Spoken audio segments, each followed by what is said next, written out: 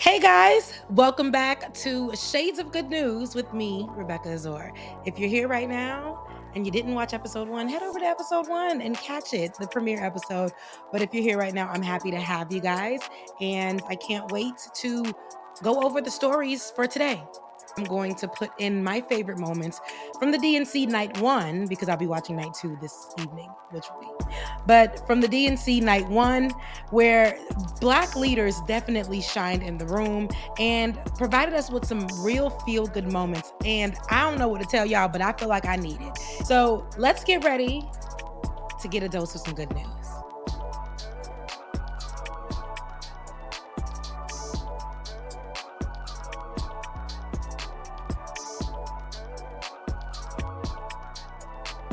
First up, I want to start with Time Magazine's Kid of the Year, Heman Bacala. Heman Bacala is a 15-year-old scientist and student who created a soap to treat cancer. And he was named the 2024 Kid of the Year by Time Magazine. Bacala gained national attention last year after his groundbreaking soap won the prestigious Young Scientist Challenge and earned him $25,000 and the title of America's Top Young Scientist. Because of that, Bacala was able to pursue lab research and meet professionals in the field, including molecular biologist Vito Rebecca, who serves as an assistant professor at Johns Hopkins in Baltimore.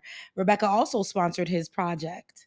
Bacala, who is Ethiopian born, actually says he remembers having to be out in the sun in Ethiopia and coming here and being able to actually see how he can help people from the harms of sun rays. My interest in skin cancer came growing up in Ethiopia, where I saw so many people that were working really long hours under the hot sun. But when I came here to America, I realized how big of a problem the sun and UV radiation is when you're exposed to it for really long periods of time. And so that's what inspired me to go towards skin cancer, because really right now there are no affordable and accessible alternatives to the really pricey treatment in the market. So SCTS, which stands for Skin Cancer Treating Soap, is basically this compound-based bar of soap that's charged with different cancer-fighting chemicals to help treat different forms of skin cancer. Pretty much the way that it works is it uses this drug called imidazoquinolines, and it wraps it around this lipid-based nanoparticle. And the concept here is that even though the soaps and suds will be washed away by the soap, there will still be all of the medicinal components stuck there by the lipid-based nanoparticle. And this is kind of a more new and novel approach to fighting against skin cancer. While he is a scientist, a genius, the 15-year-old Bacala also is a high school student. And at his high school, he's a part of the band where he plays the trombone and he plays the flute. Come on, music. Come on, scientists. See, we do it all. Train him up. Train him up. And he also plays basketball, plays chess.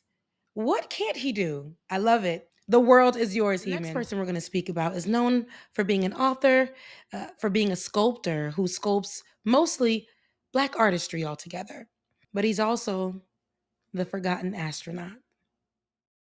Yes, Ed Dwight is his name. In 1960, he was about to be the first Black astronaut. But politics and racism got in the way. The Kennedys wanted a Black astronaut. Particularly Bobby Kennedy was insistent on having a Black astronaut. And Ed Dwight, God bless him, was enrolled in the test pilot school. But Yeager, he's a piece of work. Yeager had called in the entire instructor staff, and he announced that Washington is trying to cram the N-word down our throats. He said Kennedy is using this to make racial equality. So do not speak to him, do not socialize with him, do not drink with him, do not invite him over to your house, and in 6 months he'll be gone. Dwight was an aeronautical engineer, a captain at the U.S. Air Force and test pilot school in 1961 when he received a letter from the Pentagon by then-President John F. Kennedy. And he asked him if he'd like to become the first Black astronaut. I was going to be the first Black astronaut. I completed astronaut training. Everything that we did, I did, and I did it well. And if politics had changed, I would have gone to space in some kind of capacity. But quickly, That was all taken away after Kennedy's assassination. He says his chances of going to space had died with Kennedy. Everybody has this thing about how angry I must have been, how disappointed I must have been. As I look at it philosophically, my role in the whole process was to open up a conversation about blacks in space. And so I served a purpose, and I was very, very proud of it. And it wasn't until 20 years later when we actually got our first black astronaut. In reality, Dwight quietly paved that way. Never got any recognition for it. But you're going to get your recognition today, Dwight. At the age of 90, Dwight made his first mission to the edge of the Earth to see space on the Blue Origin. I thought the whole idea of going to space with Blue Origin was a fascinating last chapter. He would have been the first black astronaut. That is history that needs to be changed. There are a lot of people that are happy, and I'm more worried about making other people happy than making myself happy, so that all worked out. The executive director for the Space of Humanity learned about his story and decided to pay for his moment that he deserved over to space. He went off with the Blue Origin back in May, and the look on his face when he came back, you guys, was so much joy. Take a look. This gentleman has waited a long time to go to space.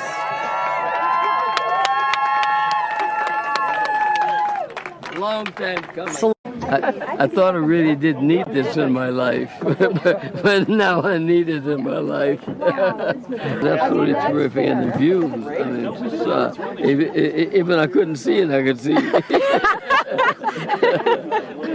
Absolutely fantastic. Absolutely. This is a life-changing experience. Dwight is an acclaimed sculptor whose work can be seen in galleries and public monuments across the United States. He's 90 years old, but we will never forget his background as America's first black astronaut candidate. He may have had to wait till 90, and he may have went on to go do other things in life, but he came right back around for such a time as this. I feel like this story, I feel like didn't get its due diligence. I don't think y'all really understood the impact of this, but it was a historic moment in Maryland. Governor Westmore signed a historic executive order pardoning 175,000 convictions related to the possession of cannabis and certain convictions for misdemeanor possessions of paraphernalia. This order represents the largest pardon for misdemeanor cannabis possession for any state in the country. The inclusion for paraphernalia actually makes Maryland the first to do so. This morning, with deep pride and soberness, I will pardon over 175,000 convictions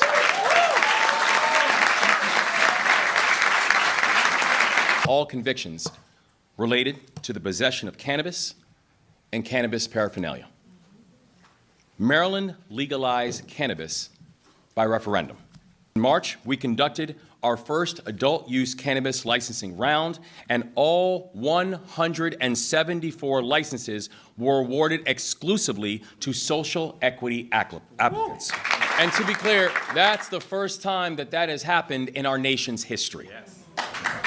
Maryland's the first to ever do it, like Soulja Boy would say. Governor Westmore is actually the first to ever do it. And yet, we know that legalization does not turn back the clock on decades of harm that was caused by this war on drugs. Legalization does not erase the fact that nearly half of all drug arrests in Maryland during the early 2000s were for cannabis. It doesn't erase the fact that black Marylanders were 3 times more likely to be arrested for cannabis than white Marylanders before legalization. It doesn't erase the fact that having a conviction on your record means a harder time with everything, from housing to employment to education. It doesn't erase the fact that people who were arrested for cannabis 3 or 4 or 40 years ago still have those convictions on their records to this day. We cannot celebrate the benefits of legalization if we do not address the consequences of criminalization. And I can't wait to see more leaders start to do the same thing, especially because cannabis is now something that is legal. My first favorite DNC moment from night one of the DNC was Miss Maxine Waters, Congresswoman Maxine Waters, gave us a nasty vintage green, okay? She gave us old money green. And she gave us a historic story about where she was when she saw Fannie Lou Hamer speak. Take a listen. Now, you know, I've seen a lot in my lifetime. I was just 22 years old when Fannie Lou Hamer made her presence known at another Democratic convention. It was in 1964 in Atlantic City, and she arrived with a group of black delegates from Mississippi. She simply asked that her delegates be seated in place of the state's all-white delegation. She told the people in the room about the violence she suffered at the hands of white police because she, a black woman, had demanded her right to vote. When she finished, she asked the country a simple but profound question: is this America? She didn't get the outcome she was hoping for in Atlantic City, but you can bet that when the official Mississippi delegation was seated at the convention 4 years later, Fannie Lou Hamer was sitting there with them.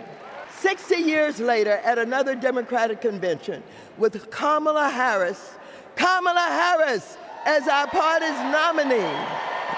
Ooh, good wig. She just looked like vintage money. Those vintage black women, it's something about them. My second favorite moment at night one of the DNC was when Jasmine Crockett, Congresswoman Jasmine Crockett, discussed her first time meeting Kamala Harris and how there was sisterhood present. Let's take a listen. When I first got to Congress, I wasn't sure I made the right decision. The Chaos Caucus couldn't elect a speaker, and the Oversight Committee was unhinged. I was going through all of this when I visited the Vice President's residence for the first time. As I approached Vice President Harris for our official photo, she turned to me and asked, "What's wrong?" Mind you, we'd never met, but she saw right through me. She saw the distress. I immediately began crying.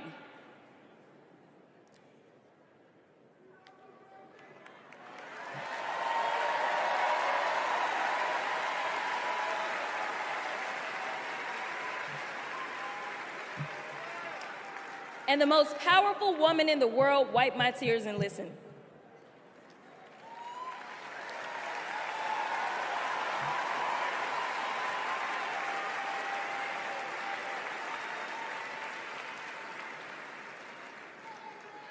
It's so hard for me to tell this story. She then said, among other things, "You are exactly where God wants you. Your district chose you because they believe in you, and so do I."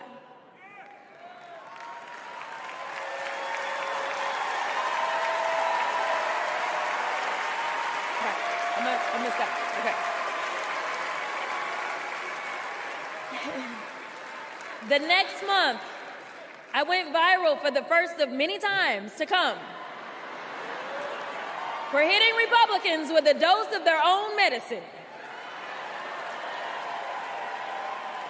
That brief but impactful interaction gave me my legislative legs, and I've been running ever since.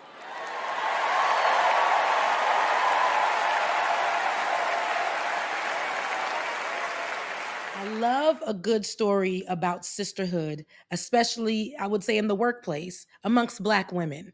To be heard, to be seen, to be listened to in such a moment where you feel like everything is falling apart. Was this a great idea for me to get this job? Was this move the right idea? And to meet somebody for the first time, somebody who may be powerful in that room, somebody who may be older than you, wiser than you, and they ask you, are you okay? Or how are you? How's your spirit? Baby, I'm gonna break down too.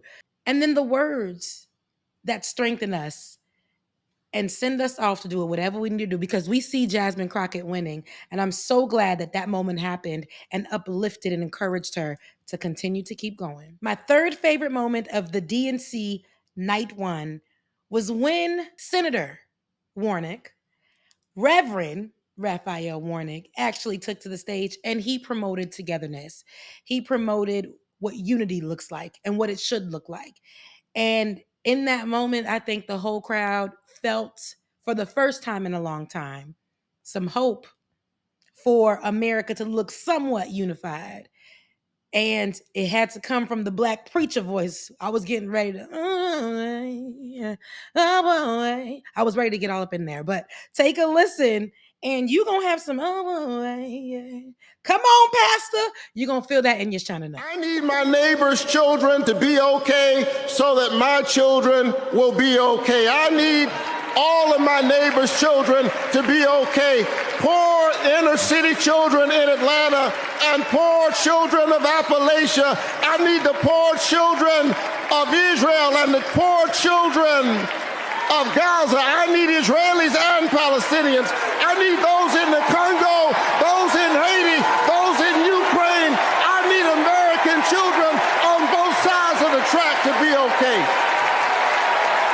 Because we are all God's children. And so let's stand together. Let's work together. Let's organize together. Let's pray together. Let's stand together. Let's heal the land. God bless you. Keep the faith. And keep looking up. It made you want to shout a little bit. It made you want to go ahead and do a spirit lap. Y'all know what I'm talking about when you do that one lap around the church. It made you just, because it's such a juxtaposition to what that other side is promoting right now and just feeling good. It's great to see Black leaders shining in this moment. All right, guys. I highlighted 3 Black men. So does that mean that this was a show dedicated to Black men? Because Black men are doing their thing as well. Shouts out to my Black men. And those DNC highlights, I hope that you love them. Tonight is night 3 of the DNC, and I'm actually watching night 2 right now. So I hope that you guys are catching it, enjoying it, feeling the vibes, and make sure that you're registered to vote, okay? Make sure that you're registered to vote. So when the time comes, your vote counts. All right, we're at the end of the show, and you already know what it is. Black people aren't a monolith, and neither are our stories. And don't forget, this is how we can connect. This is how you can follow me, and this is how you can support me. While I may not be monetized right now just yet on my channel, but you can support me on PayPal, or you can support me on CashApp. You can support me on Zelle. All the information is here. And you can also follow me on all my platforms. I love you guys so much. I mean it. And I'll see you next week. Mwah. See ya.